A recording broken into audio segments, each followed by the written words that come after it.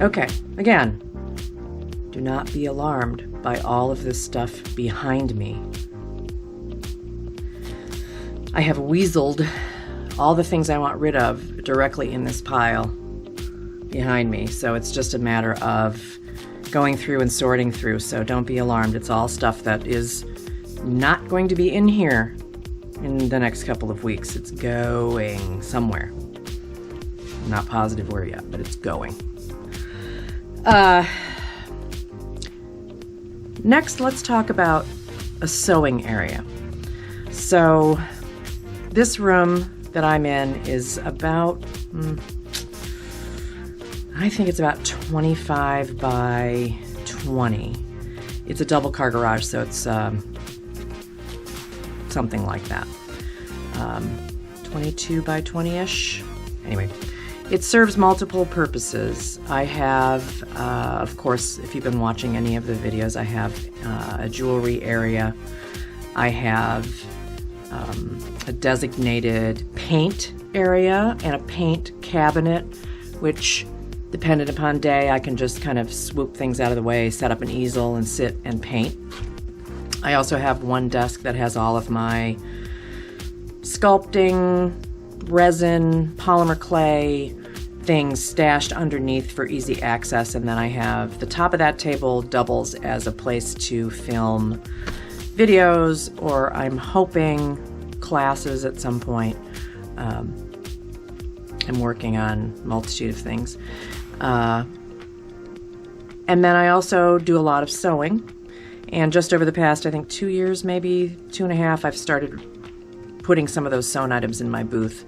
I'm, of course, a lover of anything themed, so all of my zipper bag collection, which I think is the first thing I stuck in my booth, is all different themes that kind of coordinate with what I make for jewelry, in that they are people and places and funny creatures and aliens and things that you would not normally see. At least I hope that's how those things are viewed. Just in, of course, this past year with the pandemic, I've also added masks to that list. So if you have a favorite theme or whatever, I do everything from wine to Ruth Bader Ginsburg to, I don't know, Frida Kahlo, name it. I'm also making bespoke pieces of clothing, not for any one in particular, but just when the spirit strikes me. I had made a Frida Kahlo blouse, like a camp style shirt with a little collar, which sold last fall. It was really the first clothing piece that I've sold in a long time. And I'm doing more. I have some great fabrics that I want to work up into that. So this is my sewing area, and it was buried, and I was only working in a small portion of it. So I've had to really redesign everything and really take a hard look at storage. My husband put this together for me, and I'm going to pause just for a second, and I'm going to pick the camera up and turn it around so that I can show you what I'm talking about. So hang tight. So excuse some of the pieces, but this is a real thing. This is not fancied up or cleaned up or, you know, to show off how fabulous my sewing area. This is real stuff that I use all the time. This is how it looks, how it is. I don't know how it's real life. It's not, I'm not going to gloss anything up just for video. It's not who I am. So, let me move that out of the way. This is my sewing area, and I'll back up just a smidge. It kind of sits in between, pardon me, sits in between two larger cabinets. There's a shirt I'm making for my husband, which I'll take down real quick so you can see the other side. Yeah, I have things pushed up together because I still have this heap behind me. So I have drawer units on both sides. See them there? Of 3, which are fabulous.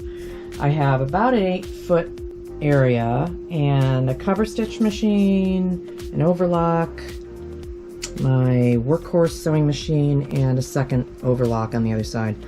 I'm lucky enough to have 2 overlocks so that I can keep black thread in one and white thread in the other.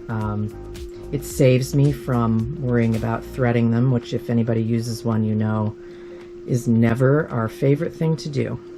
But I've had to rethink some of my storage ideas. One of which being that as you can see from that wall right there, I do a lot of PDF patterns. And they're ginormous and difficult to store. I have a rack upstairs where I keep some of my tried and true patterns, but man, they're huge. So I have taken advantage of my son's organizational project. Let me set you down just for a second.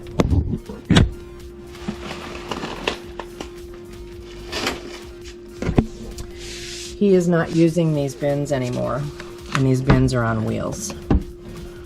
So I stole a couple of them because he's not using them, and I folded gently all of my PDF patterns. I stuck some of the big 4 stuff in the front into these envelopes. And as you can see, I've got them labeled by company. Some are miscellaneous because I only have like 1 from each company.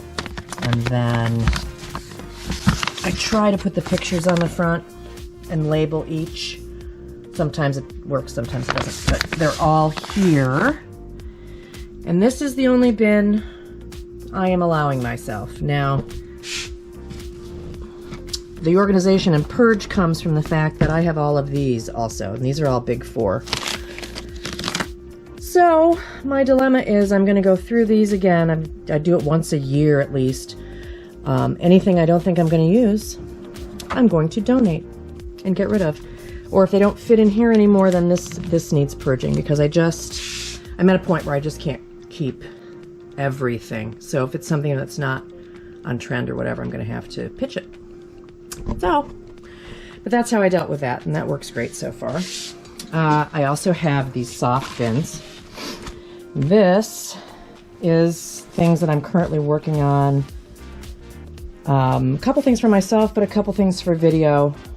It's a collection of t-shirts. More to come on that. I also keep a sewing notebook, which I have stashed here, and this is my notes. Where things come from, how things are made, and then I have a second book for, this is actually meant to be for my own pattern notes and things that I design myself, just to kind of keep things separate. And there are some swatches in here too.